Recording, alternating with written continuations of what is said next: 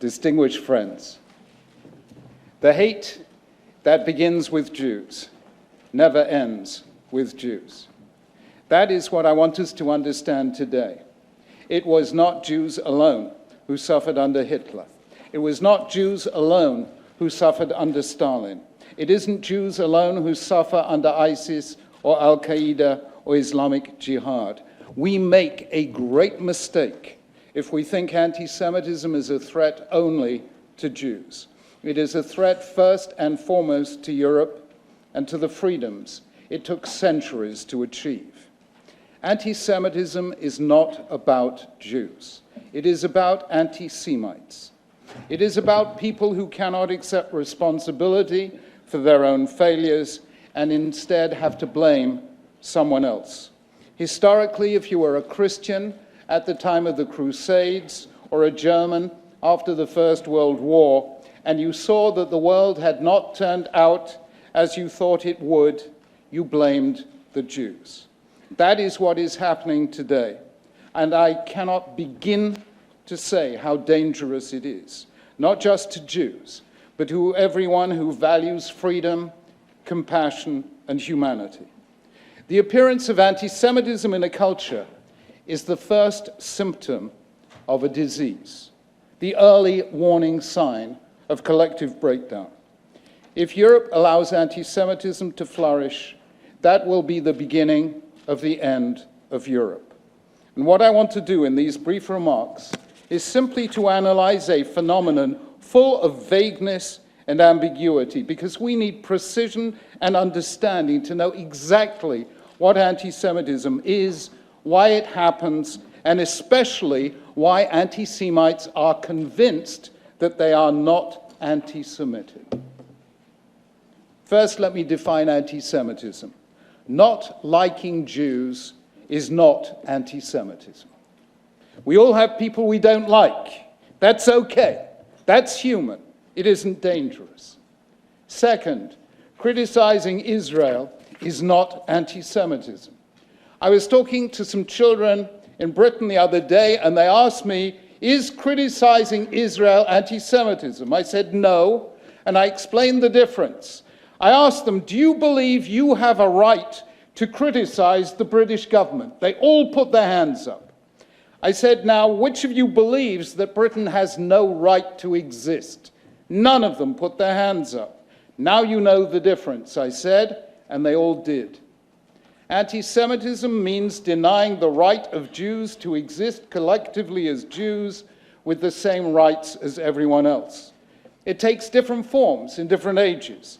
In the Middle Ages, Jews were hated for their religion. In the 19th and early 20th century, they were hated because of their race. Today, they are hated because of their nation state, the State of Israel.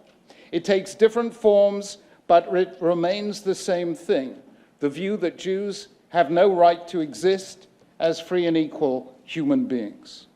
If there is one thing I and my contemporaries never expected, it was that anti-Semitism would reappear in Europe within living memory of the Holocaust.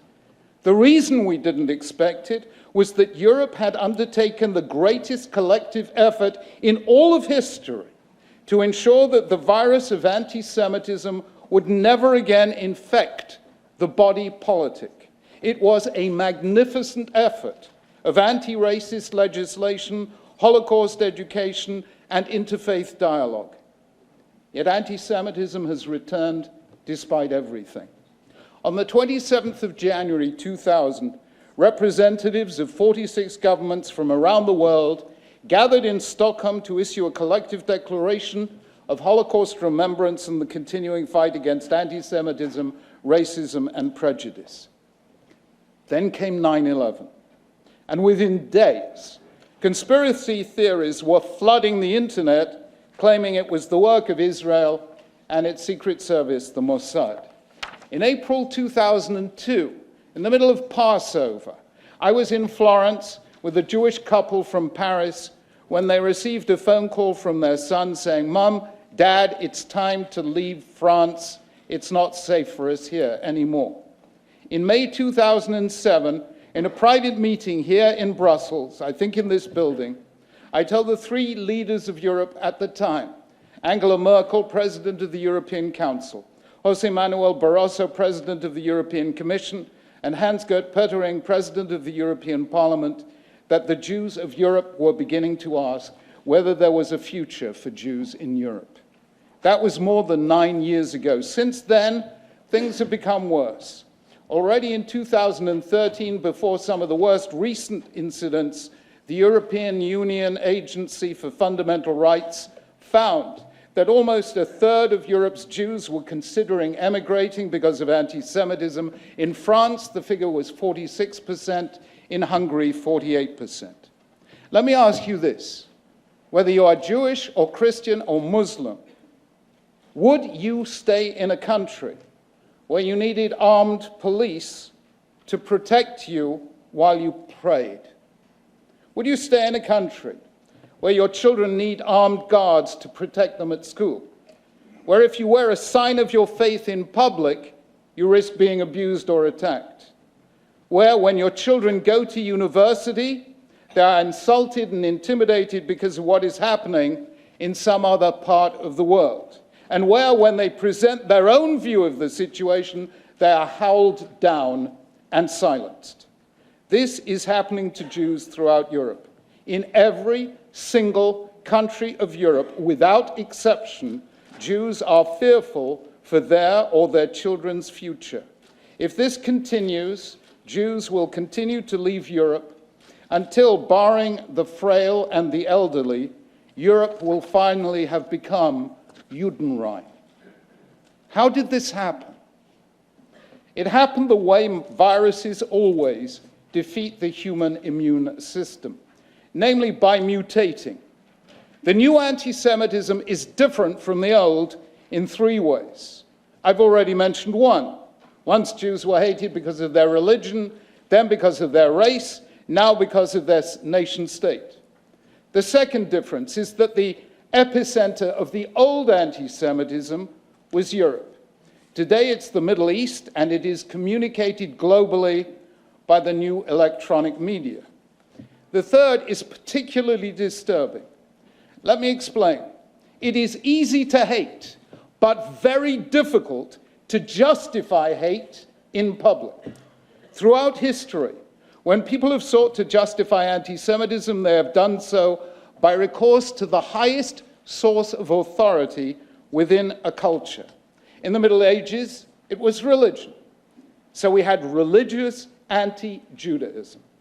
In post-Enlightenment Europe, it was science.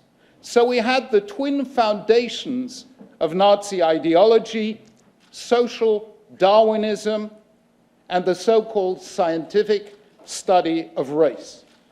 Today, the highest source of authority worldwide is human rights.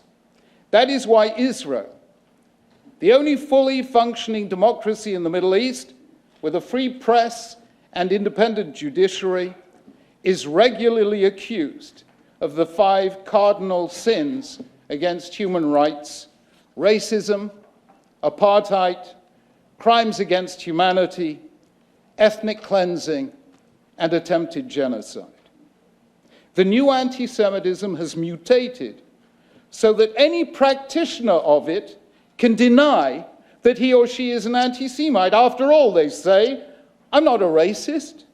I have no problem with Jews or Judaism. I only have a problem with the state of Israel. But in a world of 56 Muslim nations and 103 Christian ones, there is only one Jewish state, Israel, which constitutes 1/4 of 1% of the landmass of the Middle East. And yet Israel is the only one of the 193 member states of the United Nations that has its right to exist regularly challenged, with one state, Iran, and many, many other groups committed to its destruction. Anti-Semitism means denying the right of Jews to exist as Jews with the same rights as everyone else. The form this takes today is anti-Zionism. Of course, there is a difference between Zionism and Judaism, and between Jews and Israelis. But this difference does not exist for the anti-Semites themselves. It was Jews, not Israelis, who were murdered in terrorist attacks in Toulouse, Paris, Brussels, and Copenhagen. Anti-Zionism is the anti-Semitism of our time. In the Middle Ages, Jews were accused of poisoning wells, spreading the plague, and killing Christian children to use their blood. In Nazi Germany, they were accused of controlling both capitalist America and communist Russia. Today, they are accused of running ISIS as well as America. All the old myths have been recycled, from the blood libel to the protocols of the elders of Zion. The cartoons that flood the Middle East today are clones of those published in Der Stürmer, one of the primary vehicles of Nazi propaganda between 1923 and 1945. The ultimate weapon of the new anti-Semitism is dazzling in its simplicity. It goes like this: the Holocaust must never happen again. But Israelis are the new Nazis, the Palestinians are the new Jews, and all Jews are Zionists. Therefore, the real anti-Semites of our time are none other than the Jews themselves. And these are not marginal views. They are widespread within the Muslim world, including Muslim communities in Europe, and they are slowly infecting the far left, the far right, academic circles, unions, and even some churches. Having cured itself of the virus of anti-Semitism, Europe is being reinfected by parts of the world that never went through the self-reckoning that Europe undertook once the facts of the Holocaust became known. How do such absurdities come to be believed? This is a vast and complex subject. I've written a book about it, but the simplest explanation is this. When bad things happen to a group, its members can ask one of two different questions. One, what did we do wrong? Or two, who did this to us? And the entire fate of the group will depend on which it chooses. If it asks what did we do wrong, it has begun the self-criticism essential to a free society. If it asks who did this to us, it has defined itself as a victim. It will then seek a scapegoat to blame for all its problems, and classically, this has been the Jews. Anti-Semitism is a form of cognitive failure, and it happens when groups feel that their world is spinning out of control. It began in the Middle Ages when Christians saw that Islam had defeated them in places they regarded as their own, especially Jerusalem. And that was when, in 1096, Crusaders, on their way to the Holy Land, stopped first to massacre Jewish communities in Northern Europe. It was born in the Middle East in the 1920s, with the collapse of the Ottoman Empire. Anti-Semitism re-emerged in Europe in the 1870s, during a period of economic recession and resurgent nationalism. And it is reappearing in Europe now for the same reasons: recession, nationalism, and a backlash against immigrants and other minorities. Anti-Semitism happens when the politics of hope gives way to the politics of fear, which quickly becomes the politics of hate. This then reduces complex problems to simplicities. It divides the world into black and white, seeing all the fault on one side and all the victimhood on the other. It singles out one group among 100 offenders for the blame. The argument is always the same: we are innocent, they are guilty. It follows that if we are to be free, then they, the Jews or the state of Israel, must be destroyed. That is how the great crimes begin. Jews were hated because they were different.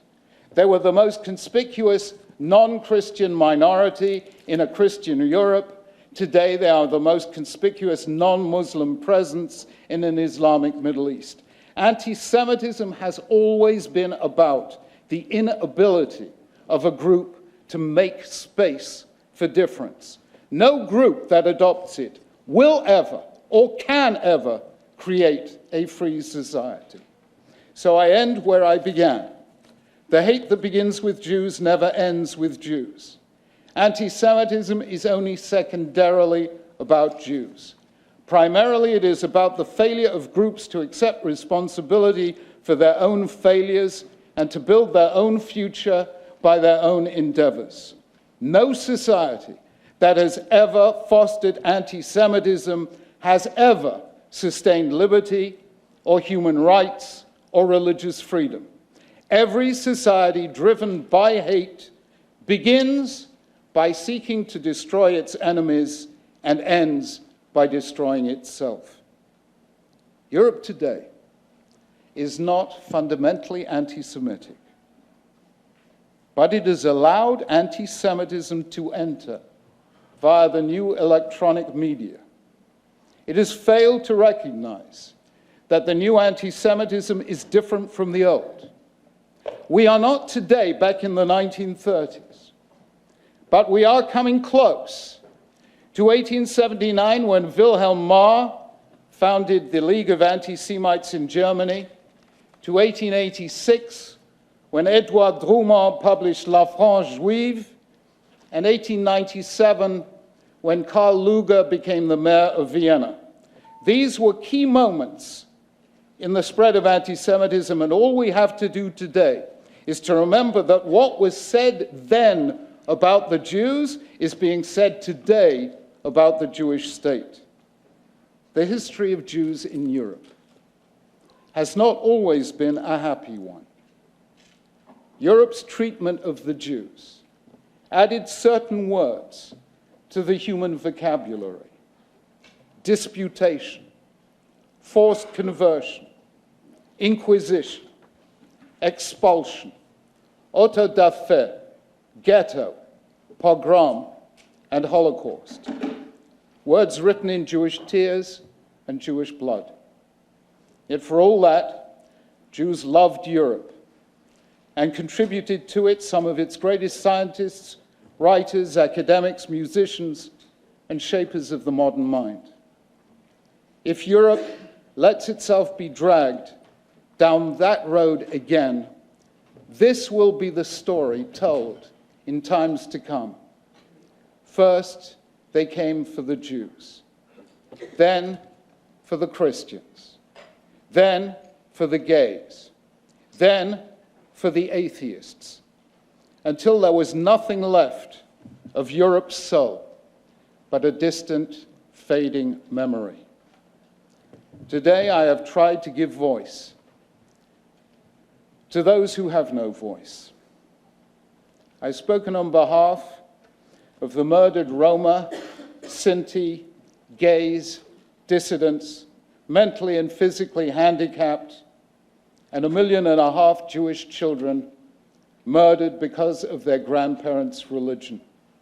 In their name, I say to you, you know where the road ends.